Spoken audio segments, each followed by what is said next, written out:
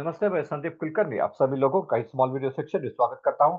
आज हम बात करने जा रहे हैं चेकलिस्ट फॉर मोल्ड लाइन। तो एक बहुत इंपॉर्टेंट एस्पेक्ट है कि मोल्डिंग लाइन के ऊपर अगर सुपरवाइजर है, ऑपरेटर है, तो what should be their role. उनका रोल क्या होना चाहिए। उनके पास कोई चेकलिस्ट होनी चाहिए जो वो वेरीफाई करे कि क्या मेरी मोल्डिंग प्रैक्टिसेस जो चल रही है वो सही चल रही है। तो इसी सिलसिले में आज हम इस वीडियो को बनाने जा रहे हैं।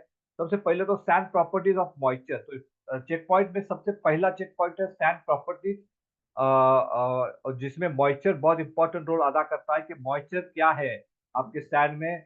तो वो बहुत इंपॉर्टेंट है। अगर आपका सैंड का मॉइस्चर ज्यादा रहेगा तो मोल्ड हार्डनेस आपको नहीं मिलेगा, मोल्ड सॉफ्ट बनेगा, राइमिंग सही नहीं होगा, उसके वजह से आपको मोल्ड डायलेशन आएंगे, श्रिंकेज टेंडेंसी आएंगी, काफी का वजन बढ़ेगा, डायमेंशन इनएक्यूरेसी रहेगी। तो ये सारे प्रॉब्लम्स उसके वजह से आ सकते हैं। तो वहां पर जो मॉइस्चर है सैंड का अंदर का वो देखना बहुत इंपॉर्टेंट है, उसे कंट्रोल करना, उसे मॉनिटर करना बहुत इंपॉर्टेंट है। Second is hopper level. कई बार ये बहुत ही इंपॉर्टेंट पॉइंट हम स्किप करते हैं या फिर मिस कर जाते हैं कि सैंड का हॉपर लेवल आपका क्या है। आपके रिटर्न सैंड का हॉपर लेवल कम से कम 75% होना चाहिए। उससे कम रहेगा तो डेफिनेटली आप काफी सारा हैम्पर करेंगे। अगर वो कम रहेगा तो वो आपको मेंटेन करना है। Minimum 75 to 80% sand should be there in your return sand hopper. Return sand और प्रिपरेट सैंड का टेम्परेचर बहुत इंपॉर्टेंट है। वो भी जो आपका एटमॉस्फेरिक टेम्परेचर है उससे +-10 +-5 होना चाहिए। उससे ज्यादा ज्यादा ऊपर या ज्यादा नीचे नहीं होना चाहिए, क्योंकि वो अगर ज्यादा रहेगा, स्पेशली अगर हायर साइड पे रहेगा, तो वहां पर वो जो फ्री मॉइस्चर है, फ्री वाटर है, वो ज्यादा कंज्यूम करेगा। उसके वजह से आपका जो मॉइस्चर है रिटर्न सैंड, प्रिपेयर सैंड के अंदर का, वो बढ़ेगा। तो इसीलिए टेम्परेचर को आपको कंट्रोल रखना होगा रिटर्न सैंड के और प्रिपेयर सैंड दोनों टेम्परेचर। प्रिपेयर सैंड को टेम्परेचर को मेंटेन करने के लिए आपको साइकिल टाइम बहुत इंपॉर्टेंट है। आपको जो वेट मिक्सिंग है, ड्राई मिक्सिंग है, उसको ऑप्टिमाइज करना होगा। आप ज्यादा वेट मिक्सिंग करोगे तो भी आपका प्रिपेयर सैंड का टेम्परेचर बढ़ेगा, तो वो सही बात नहीं है। Distance between box and speech plate बहुत इंपॉर्टेंट है कि जो डिस्टेंस है बॉक्स के टॉप एंड और स्पीच प्लेट के बीच में, वो भी आपको बेहतर रखना है, सही रखना है। वो it should be around 2 to 3 inch in normal case. तो उससे ज्यादा आप रखोगे तो मोल हार्डनेस आपको ठीक नहीं मिलेगा, आपका राइमिंग ठीक नहीं होगा, और कहीं ना कहीं मेटल मोल जो है वो सॉफ्ट होने के चांसेस वहां पर बन सकते हैं।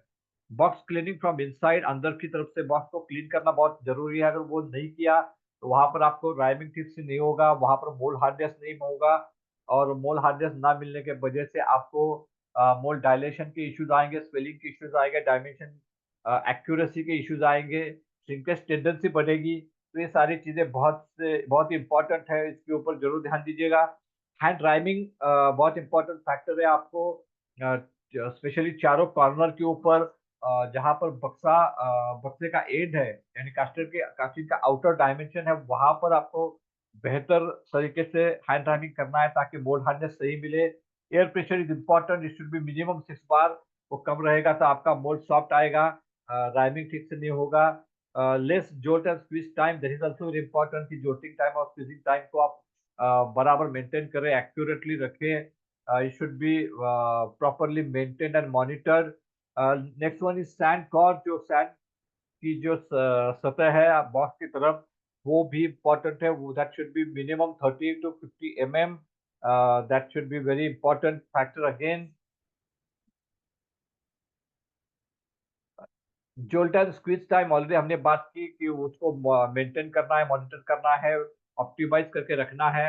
Visual mould inspection is another important factor. कई बार हम विजुअल इंस्पेक्शन के ऊपर फोकस नहीं करते हैं, जिसके वजह से जो खराब मोल्ड है, टूटे हुए मोल्ड है, इनप्रॉपर मोल्ड है, वो आगे जाते हैं, सॉफ्ट मोल्ड आगे जाते हैं, उसके वजह से काफी सारे रिजेक्शन आ सकते हैं। तो visual inspection of mould is very important.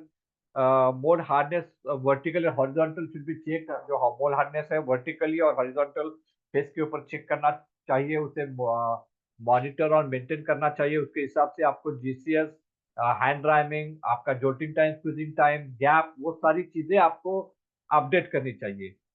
Match plate की पुन और बुश को भी वेरीफाई करना इंपॉर्टेंट है। कई बार हम इसे छोड़ देते हैं, स्किप करते हैं कि ये पैटर्न शेफ की जिम्मेदारी करके, लेकिन मोल्डिंग लाइन के ऊपर इसे मॉनिटर करना, इसमें कुछ गड़बड़ी है तो उसको हाईलाइट करना बहुत इम्पोर्टेंट है।